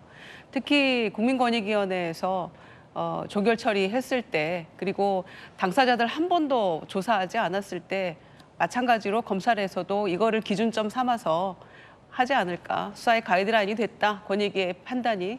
그런 예견들을 많이 했었는데 뭐 한치의 오차 없이 그대로 결론이 나는 것 같아요. 그래서 방금 저기 찬반이 팽팽한 그래프에서 보셨다시피 뇌물죄나 알선수재죄 얼마든지 적용할 수 있는데 이거는 비껴가는 것이다, 검찰이. 이러고도 검찰이 왜 분노하지 않는지에 대해서 잘 모르겠어요. 내부에서 부글부글 해야지 이게 정상일 것 같은데 지난번에 황제 수사, 핸드폰 다 뺏기고 수사했을 때도 그랬고 이번에 어제와 같은 이런 무혐의 결론 내리는 것에 대해서도 사실 검사들이 좀 분노해야지 이게 정상적인 국가라고 생각하고 있거든요, 국민들은. 그런데 이 결과에 대해서 꼼짝도 안 합니다. 그리고 이미 임기 이제 뭐 20여일밖에 안 남은 검찰총장 계속해서 똑바로 하겠다, 예외도 성역도 없다는 얘기 다 그냥 헛말이었구나, 그냥 본인의 면피성 발언이었구나라는 것이 드러나고 있지 않습니까? 그런데 그렇게 힘 빠진 검찰총장이 수사심의위원회 요청한다고 그게 되겠습니까? 그 내부 감사하는 것도 시작도 사건으로 접수도 안 됐다고 하는데 지난번에 그 황제 수사 관련해서. 그런데 지금 임기 얼마 안 남은 검찰총장이 무슨 힘이 있어서 그걸 진행하겠습니까? 이건 이대로 종결이 될 거라고 생각합니다마는 이대로 끝나지는 않겠죠. 특검이든 그 무엇이든 얼마든지 추후에 이 건에 대해서는 수사가 될 것이다, 다시 어떤 식으로든 생각합니다. 예, 한동훈 대표 입장도 나왔는데 한번 들어보시죠. 사법적 판단은 국민 눈높이 어차피 결국 팩트와 법리에 관한 것이니까요. 거기에 맞는 판단을 검찰이 내렸을 것이다라고 저는 생각합니다. 상세히 보진 않았습니다. 자, 이에 대해서 야당은 검찰이 특검의 필요성을 스스로 입증했다. 특검법이 필요하다라는 비판적인 입장을 내놓았습니다. 여러분은 어떻게 생각하십니까? 저희들은 60초 광고 보고 돌아오겠습니다. 잠시 후에 뵙겠습니다. 오늘 저희가 준비한 소식 모두 다 전해드렸습니다. 하지만 본방에서 못다한 이야기가 많습니다. 아래 계정 김진의 도직구쇼라고 검색하시면 김진의 더 라방 참여할 수 있습니다. 많은 참여와 관심 부탁드리겠습니다. 오늘 하루는 분명 어제보다 나을 겁니다. 좋은 하루 되십시오. 고맙습니다.